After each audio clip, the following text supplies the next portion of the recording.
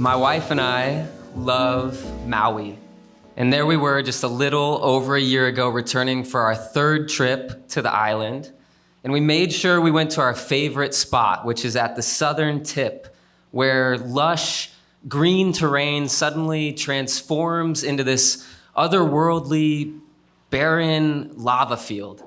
And at the end of the winding road through it is this bizarre and beautiful place called La Perouse Bay, which is a 1 mile long crescent-shaped bay that sits just downhill from the volcano. And the far side tip of the bay is just a lookout spot that you can hike to, while the tip closest to where you park is a fenced-off, restricted area of pure black lava rock all the way out. And the magic of this bay, why we've gone there a couple times, why other people go there, is what happens most mornings under the water. It becomes this sanctuary spot for packs of spinner dolphins to come into the bay and sleep and play, often launching out of the water and spinning in the air. And 2 trips in a row, Felicity, T, my wife and I, had amazing encounters with these playful creatures. So here we were just hoping we could see them one more time. And this particular day, it was cloudy, it was a little windy, and it wasn't as crowded as we remembered from past years. And specifically, nobody was out in the water, which in hindsight is a sign I wish we would have taken more seriously. But we nonetheless grabbed our one paddle board and make our way out into the bay. And our setup on this board was T sitting upright in the front with a paddle, and she was steering and looking for signs of the dolphins, while I was laying on the back of the board, belly down, paddling with my arms on each side, kicking feet off the back, a snorkel mask on so I could look for signs of wildlife underneath the water. And immediately I was seeing colorful fish and coral and unique shapes of rock, but my focus was under the water the whole time. And every time I lifted my face, I'd get splashed and sprayed, and I just never really realized where we were at in the bay. But I did realize and notice that it was just getting a little louder, and it felt like the waves were getting just a little bigger. But we continued paddling just for another few minutes, now maybe like a half mile out into the bay. And I looked under the water, and at this point it was quite shallow, maybe just 10 to 15 feet of clearance, and even some lava spires coming up 5 feet maybe below the surface. And this was concerning to me. And so I sat up, I took my mask off, and I realized that we were in a bad spot. The winds had picked up, the waves had gotten bigger, and we were now getting actively pushed into that long stretch of restricted rock on this side of the bay. And at this point, we were maybe just 50 yards from where these waves were erupting off of the rock. And I turned and I said, T, this is serious. We need to paddle hard right now and get away from this. And so she scrambled and started paddling. I laid back down and started stroking and kicking as hard as I could against the waves. My shoulders started to burn. My eyes were stinging from the salt water, but I poured every ounce of energy that I had into those strokes. And then I looked up, and we were now 20 yards closer to the rocks and approaching pretty quickly.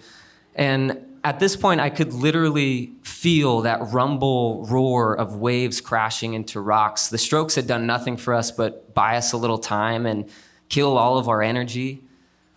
And in that moment, we had 2 options really, and just seconds to decide.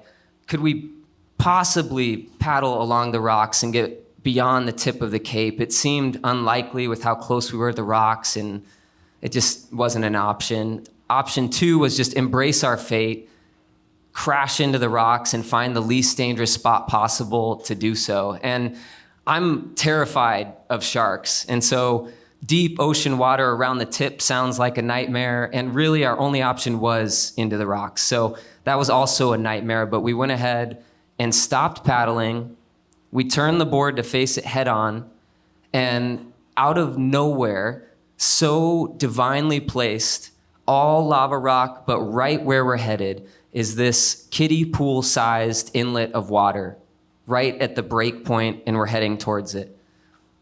But one other aspect of this day that I haven't mentioned is that at this time, Felicity was 6 months pregnant with our child. And in that moment, I turned to her and I said, T, we're going to crash into rocks. You need to protect your belly. And we knew that the next swell was going to carry us all the way in, but about 2 seconds before we were ready, the wave lifts us, kicks the back of the paddleboard forward, and catapults us in the air towards this small puddle. No idea how shallow or deep it is. And as we slammed into the water, thank God it was several feet deep.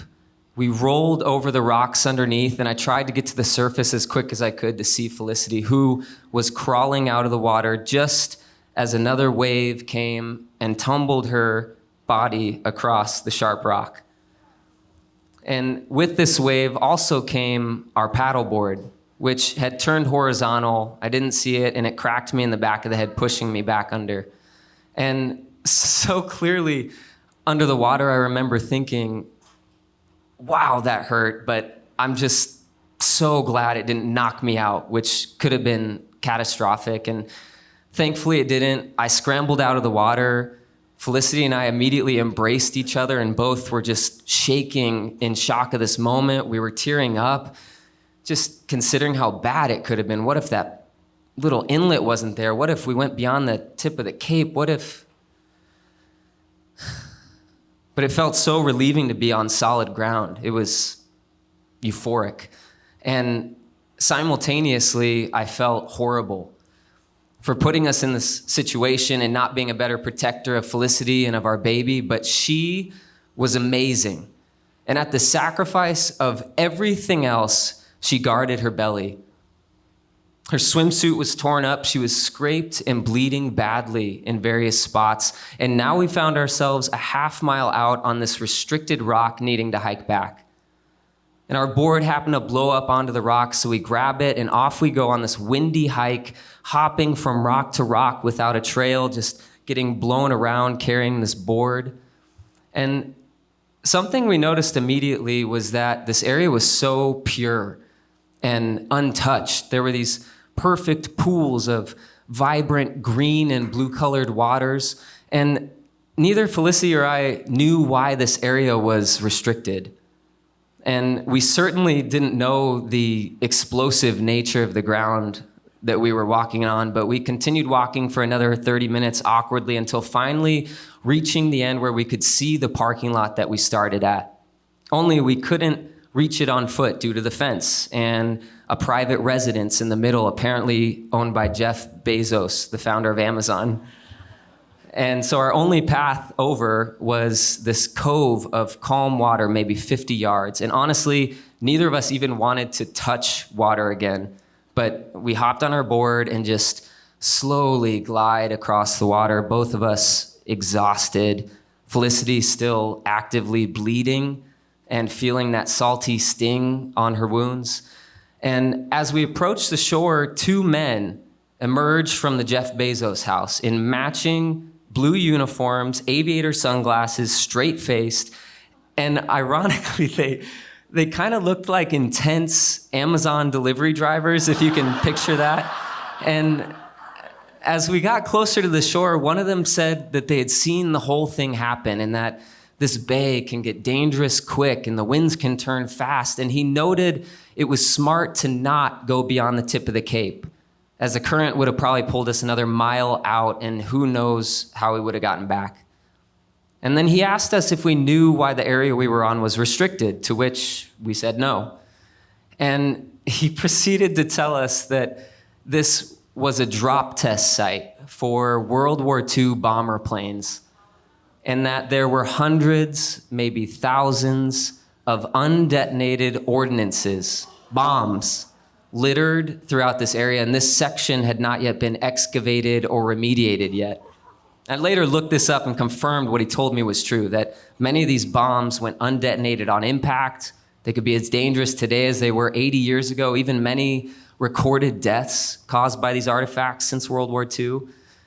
But even without that knowledge, Felicity and I were still shocked, just thinking back to how carelessly we jumped from rock to rock, getting blown with this board, and now realizing that many of those pools of water were impact craters carved by explosions.